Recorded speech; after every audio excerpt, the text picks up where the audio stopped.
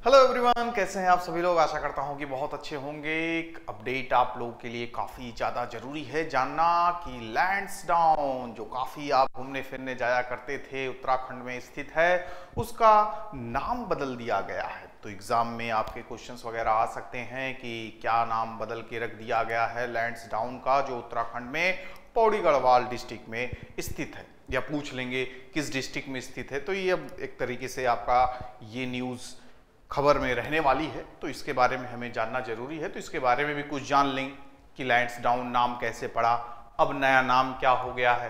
ठीक है, तो ये आपके लिए इंपॉर्टेंट बन सकता है।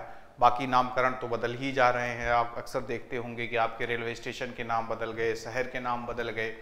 तो धीरे धीरे तो शायद एक लिस्ट हुआ करती थी लिस्ट बनती थी कि इतने शहरों के नाम, स्टेशनों के नाम बदले गए। अब मुझे लगता है कुछ समय जिस हिसाब से आपके नाम वगैरह बदले जा रहे हैं, नामकरण सबका चेंज हो रहा है, तो कुछ समय बाद एक बुक भी आने लगेगी नाम चेंज करने वाली, मतलब आपके कितने नाम बदले गए उसका एक बुक आ जाएगी मार्केट में, क्योंकि भारी संख्या में बढ़ते जा रहे हैं ना। अब आप देखते होंगे कि एक दो पन्ने में लिस्ट आपकी पूरी नहीं होती होगी, अगर पिछले 2 4 6 सालों में 10 सालों में जब जितना नाम बदले गए हैं। अब सिलसिला बढ़ गया है, हर एक स्टेट में, सेंट्रल लेवल पे, स्टेट लेवल पे प्लेसेस हो गए, मोनूमेंट्स हो गए, स्टेशंस हो गए, ठीक है, डिस्ट्रिक्ट्स हो गए, स्टेट्स हो गए, मतलब बदलने का सिलसिला बहुत लंबे स्तर पे चल रहा है। तो बुक आ जाना एक मार्केट में, करंट अफेयर में, तो कोई बड़ी बात नहीं होगी। फिलहाल इसके बारे में जानते हैं हम लोग क्या है लैंसडाउन, जो आपका कैंटोनमेंट एरिया हुआ करता था पौड़ी गढ़वाल में, उसका नाम बदल दिया गया है। अब हो गया है जसवंतगढ़ के नाम से जाना जाएगा, ध्यान में रखिएगा, ठीक है ना। तो आपके एग्जाम वगैरह में आए तो आप उसको आंसर को बता सकते हैं और इसके बारे में हम जानेंगे। तो ये दो जो व्यक्तित्व तो आप देख रहे हैं, ये हैं आपके लैंसडाउन। तो ये भी काफ़ी जाने माने, अगर आपने हिस्ट्री पढ़ा होगा तो जरूर देखे होंगे। वायसराय की लिस्ट अगर आप देखे होंगे तो वायसराय रह चुके हैं लैंसडाउन, तो उनके नाम पे पड़ा था। अब फाइनली यहाँ पे पड़ रहा है, अब होगा जसवंतगढ़ के नाम से जाना जाएगा। जसवंत सिंह जो काफ़ी वीर पुरुष, वीरता के साथ युद्ध लड़ा था 1962 में जो चाइना वार हुआ था, तो महावीर चक्र विजेता है। तो इन्हीं के ही नाम पे आपका लैंसडाउन का नाम रखा गया, ठीक है। तो हम जानने की कोशिश करेंगे चीज़ों को एक एक करके। तो क्यों हमें पढ़ना पड़ रहा है, क्यों हमें जानना पड़ रहा है, क्योंकि नाम चेंज हो गया है। The town was named after, क्या है, लॉर्ड लैंसडाउन जो कहा जाता था, इनका नाम हुआ करता था। तो डिसीजन चेंज हो गया है, लैंसडाउन कंटोनमेंट बोर्ड ने डिसीजन ले लिया है और propose name for this hill station is Jaswantgarh. अब ये जो आप देख रहे हैं कितना सुंदर नजारा है, अब इसको जसवंतगढ़ के नाम से जाना जाएगा। तो आप अब कहाँ जाएंगे, लैंसडाउन सुन के भी अच्छी फीलिंग आती थी, अच्छा कुछ ऐसी जगह जा रहे हैं, अब शायद जसवंतगढ़ बोला जाए तो फिर आपको अच्छा फील ना आए, ठीक है। फिर और क्या हमें जानने को मिलने वाला है। लैंसडाउन, लॉर्ड लैंसडाउन कौन थे, इनके बारे में देखते हैं। तो ये एक ब्रिटिश पॉलिटिशियन भी थे, ठीक है, ब्रिटिश पॉलिटिशियन थे, ऑल्सो नोन एज, इनका पूरा नाम जो था हेनरी चार्ल्स किथ पेटी फिर्ज मैरिस नाम था, फ्रिज मैरिस पूरा नाम था। खैर इतना आपसे एग्जाम वगैरह में सब नहीं पूछा जाएगा, ठीक है, बस आपको जानना है कि नाम रखने के पीछे क्या कारण था, कौन था। तो इतना आप जान लीजिए कि ये भारत के क्या थे, वायसराय ऑफ इंडिया के रूप में भी कार्य कर चुके थे 1888 से 1894 के बीच में, ठीक है। या कोई आपसे पूछ ले हु वाज लैंसडाउन, तो आप बता देना कि आपके क्या थे, वायसराय थे भारत के, बस इतना ही काफी है। गवर्नर जनरल ऑफ कनाडा के रूप में भी कार्य कर चुके थे, ठीक है, ये भी आपको जानना थोड़ा जरूरी है। अगर मान लीजिए आंसर राइटिंग वगैरह में आ गया तो उसमें आप लिख सकते हैं, he was Leader of House of Lords and also served as Secretary of State for War and Secretary of State for Foreign Affairs, ठीक है। यूके में जो आपका हाउस ऑफ लॉर्ड्स है, कॉमन्स है, तो उसके भी मेंबर वगैरह रह चुके थे। He is given credit for suppressing Manipur rebellion of 1891, ठीक है, मणिपुर रेवेलियन जो हुआ था उसको दबाने में, कुचलने में भी इनका काफी बड़ा रोल था, ठीक है। और क्या था, डिवाइड एंड रूल, जो शुरू से ही ब्रिटिश की पॉलिसी हुआ करती थी, तो इसमें बहुत बड़ा रोल किए थे कि हिंदू मुस्लिम में डिवाइड करो, फूट डालो और राज करो। तो ये इसमें काफ़ी ज़्यादा बड़ा रोल प्ले किए लॉर्ड कर्जन ने और बड़ा रोल प्ले किया तो पूरा पार्टीशन ही कर डाला आपके बंगाल का। तो ये सब इसमें माहिर थे ही, इन लोग को इसलिए भेजा ही जाता था, जाओ आदमी आदमी को बांटो, राज करो। आज भी वही चीजें चल ही रही घुमा फिरा के।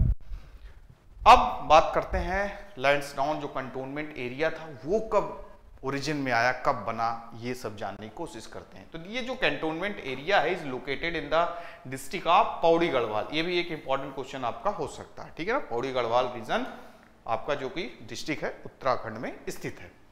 1886 a decision to raise a separate regiment of Garhwalis, मतलब एक गढ़वालीज के लिए एक सेपरेट रेजिमेंट बनाने की रिकमेंडेशन दी गई, किसके द्वारा, जो उस समय कमांडर इन चीफ हुआ करते थे भारत के। फिर फाइनली जो जगह डिसाइड हुई उस जगह का नाम था कालुंदा नंदा। क्या है, एक फॉरेस्ट एरिया हुआ करता था 6000 फीट पे, अभी भी यही है। तो 6000 फीट की अबव सी लेवल पे ऊंचाई पे सिलेक्ट हुआ cantonment site and centre for the training of Garhwali rifles, ठीक है ना। जो गढ़वाली रेजिमेंट बनाने का फैसला किया गया, तब गढ़वाली राइफल्स को जो ट्रेनिंग वगैरह दिया जाएगा इतने ऊंचे जगह पे जो फॉरेस्ट कवर एरिया था वहां पे देने की बात हुई। 1887 में first battalion of Garhwali rifles को यहाँ पे क्या किया गया, भेजा गया, जो कि जगह का नाम क्या है, कलुनंदा। 1890 में finally this place was named Lansdowne after Lord Henry Lansdowne, उन्हीं के नाम पे रख दिया गया। अब यहाँ का टोटल एरिया वगैरह क्या क्या है, 1530.8 एकर्स में पूरा फैला हुआ है और पॉपुलेशन इसकी है 5667 लोग, 5667 सिविलियंस हैं एंड मिलिट्री पर्सनल्स, ठीक है। और इसको किस कैटेगरी में रखा गया, कैटेगरी 3 में, कैटेगरी 3 में रखा गया। मतलब कैंटोनमेंट एरिया की भी कैटेगरीज होती हैं, कैटेगरी 1 2 3 4। तो अकॉर्डिंग टू द पॉपुलेशन 50,000 से ऊपर 1 में आते हैं, फिर उसके बाद 10,000, फिर इसी तरीके से बांटा गया। जैसे सिटी होती है ना, सिटी 1 सिटी 2 सिटी 3, तो उसी तरीके से इसको भी डिवाइड किया गया, ठीक है। ये बात समझ में आ गई। अब कुछ जानकारी क्या लेंगे, जिसके नाम पे लैंसडाउन का बदल दिया गया है जसवंत सिंह, राइफल जसवंत सिंह। कौन थे, rifleman Jaswantgarh, a member of 4th battalion of Garhwal rifles, ठीक है। Is a war hero of 1962 के जो लड़ाई थी चाइना के साथ हमारे, उसके हीरो थे और महावीर चक्र इनको मिल चुका था। 2nd हाईएस्ट गैलेंट्री अवार्ड है आफ्टर परमवीर चक्र, ठीक है, वो सबसे बड़ा माना जाता है, ठीक है। He was awarded the 2nd highest gallantry. एक स्टैटिक क्वेश्चन आपका ये भी बन जाता है, 2nd हाईएस्ट गैलेंट्री अवार्ड या सबसे पहला हाईएस्ट गैलेंट्री अवार्ड, परमवीर चक्र, महावीर चक्र, ठीक है ना, अशोक चक्र, ये सब आपके गैलेंट्री अवार्ड्स।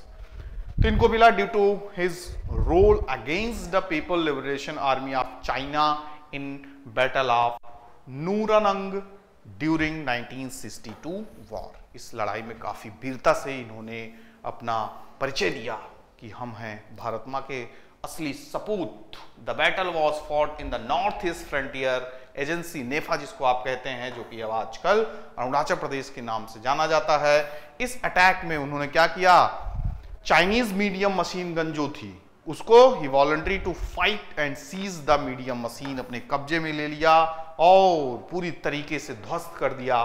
पूरी जो टुकड़ी थी उनकी 5 जो पहरेदार चौकीदार जो उस समय आपके सिपाही लोग थे, आपके किसके, चाइनीज, उनको पूरी तरीके से ध्वस्त कर दिया, नस्ताबूद कर दिया। और फाइनली अंत में क्या हुआ, इतने घायल हो गए, उसके सामने उन्हें घुटने टेकने पड़े, मतलब ज्यादा इंजरीज आ गई थी। फाइनली उनकी डेथ हो गई और मरणोपरांत उनको क्या दिया गया, महावीर चक्र से सम्मानित किया गया। तो इतने बड़े योद्धा, इतने बड़े वीर, भारत के सच्चे सपूत। तो फाइनली इनके बारे में हमने जाना और बहुत कुछ पता चला। तो ये आपके लिए एक ओवरऑल एक क्वेश्चन बन सकता है, ठीक है, कि कौन थे, किसके नाम पे पढ़ा, उनके बारे में ब्रीफ बताएं, या आपके फैक्चुअल इंफॉर्मेशन में भी आ सकता है, ठीक है। 1-2 सेंटेंस में आपसे क्वेश्चन पूछ सकते हैं कि पहले क्या नाम था, कब नाम बना, कब नाम रखा गया। तो ये सब आपको ध्यान में, फैक्चुअल इंफॉर्मेशन भी आप दे सकते हैं और आप डिस्क्रिप्टिव में राइटिंग वाले पोर्शन में भी अच्छा परफॉर्म कर सकते हैं। तो ज़्यादा से ज़्यादा शेयर कीजिए इसको, जानकारी अपने दोस्तों में भी कि अब तुम लोग लैंसडाउन घूमने नहीं जाओगे, जसवंतगढ़ घूमने जाओगे। और चैनल को लाइक सब्सक्राइब करें ताकि आपको updates, current affairs static portion, सारी चीज़ें मिलती रहें और हम सब आगे बढ़ते रहें। Bye bye, take care to all of you, good luck.